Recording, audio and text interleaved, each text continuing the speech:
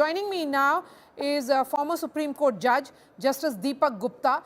Justice Gupta, thank you. The Supreme Court has called the textbook's reference to judicial corruption a deep-rooted conspiracy, sir, to malign this institution. But corruption in politics, police and bureaucracy is routinely discussed in civics books. Is the judiciary then appearing unusually defensive here? And sir, the other view would be that in a democracy, shouldn't constitutional institutions be open to scrutiny? No, there is no question that there can be no doubt that all constitutional authorities should be open to scrutiny. But I don't think so. I agree with you that the others have been castigated as there is corruption in other wings. As what I could make out from the newspaper reports and what little I could see from the article, the book in question, what I have said, it only makes reference to the judiciary, not to politicians, not to the executive, not to the police, not to anybody else. It only, and please remember, we are dealing with class 8 kids. We are not dealing with some at a much higher level. I am the last person to say that if there is the ills of the judiciary should not be discussed, but should they be discussed in a class 8 book? And look at that article. If you read that article, it doesn't point out anything good in the judiciary. It also paints it all in dark shades of grey and black. But Justice that Gupta, is not the way books are to be written. But there is also this fact that repeatedly when it is about politics and police and bureaucracy, the challenges that they face has been spoken about. The court here, Justice Gupta, argued that a 13-year-old should not be exposed to what it termed biased misconceptions. But isn't civic education meant to prepare young citizens to understand both the strengths and also the challenges of institutions? Well, where are the strengths? Can you point out, Mr. Keel, where are the strengths of the judiciary pointed out in that article? Only the weaknesses are pointed out, that there are long delayed cases, there is this. You see, when you deal with somebody in class 8, I am willing to give even this much that you can discuss this with class 8.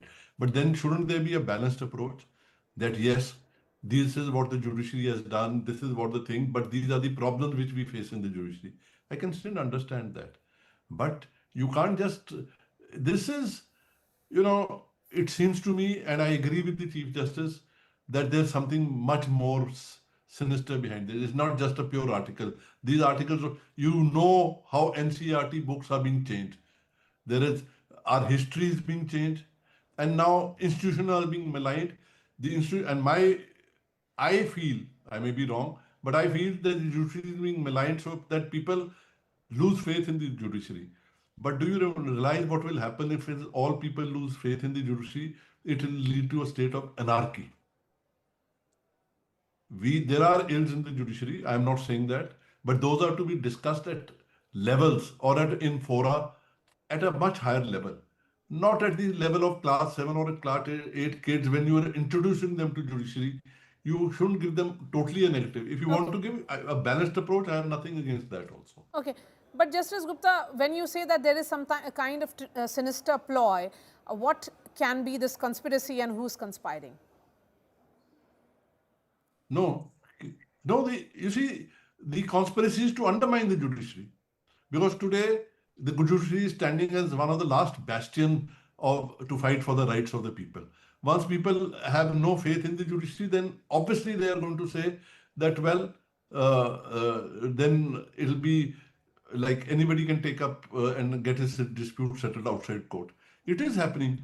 These mob lynchings which happen, these people going all over the streets asking people names, whether they belong to a particular religion, whether they belong to a different religion. What is this? This is all undermining the judiciary. Okay, but don't you think, sir, that such a sweeping crackdown risks sending a message that criticism of the judiciary, even in academic discussion, will be met with institutional force rather than engagement? I think if you see the last portion of the order, today's order, the order itself has 3 lines which says that we are not stifling criticism at any stage. And just see the last portion of the order itself today. It doesn't stifle curiosity. And I myself have been very critical of the Supreme Court's judgments on various issues. I don't hold back words when I have to criticize certain judgments. I do it. But at that, it can't, you don't paint the entire institution in black. I've been part and parcel of this institution.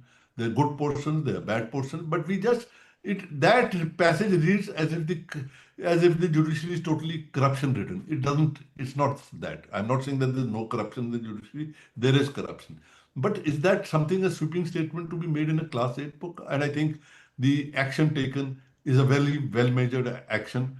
I am sorry, I don't agree with you that this action is highly disproportionate. All right, I would have done the Justice same. Gupta, appreciate your time. Thank you for joining us here on News Track.